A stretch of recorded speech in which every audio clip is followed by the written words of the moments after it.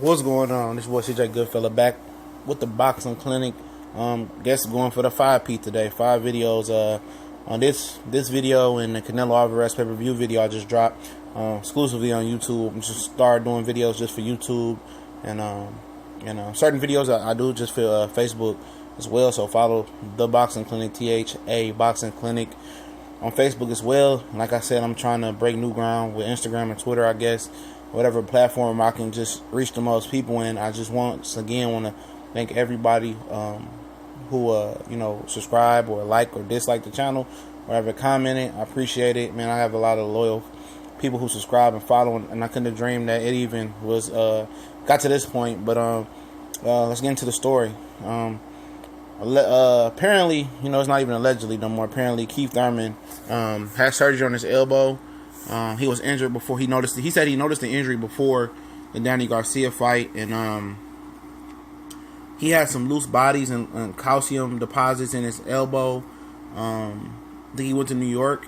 Dr. Riley cleaned it up for him, and said he's going to need 6 months to recover, so probably won't be back until 2018. And that's a big monkey wrench in the welterweight division, man. And I know, Errol Spence or Kell Brook, the winner of that fight, is like, what the hey?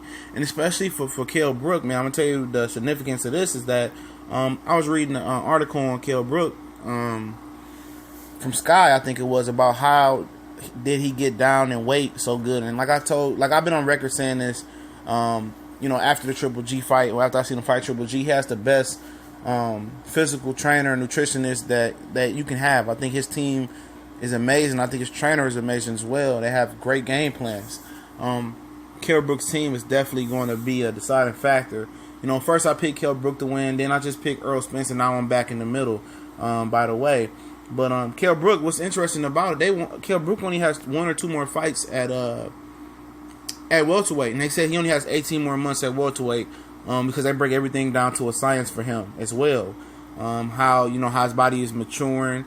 They test his blood for how much carbs that he needs to run. And it was an interesting article, man.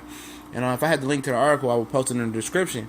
So for him, if Keith Thurman comes back, February, March, had a tune-up, he had to get that Keith Thurman fight by the fall just to hit that mark they're trying to hit for him to stay at welterweight. So it's a means to ends for Kell Brook. So he only has 18 more months at welterweight. That's a year and a half. So they said maximum 2 years. 18 months, but probably more like maybe even one more fight for him.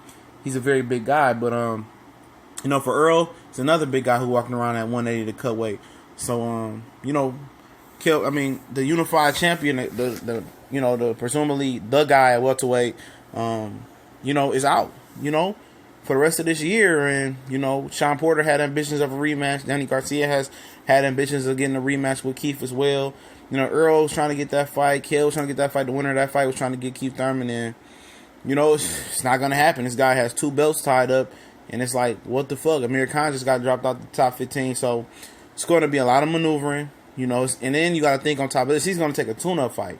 So 6 months, he's out about damn near a year, So, man, this came at a really wrong time for Keith.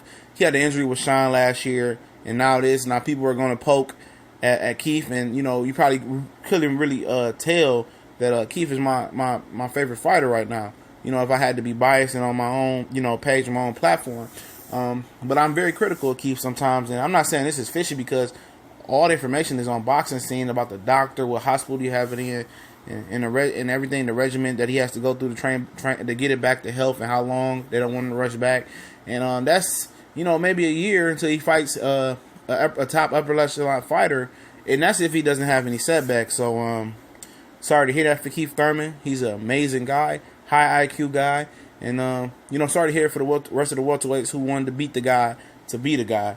But hopefully he stays strong, stays focused.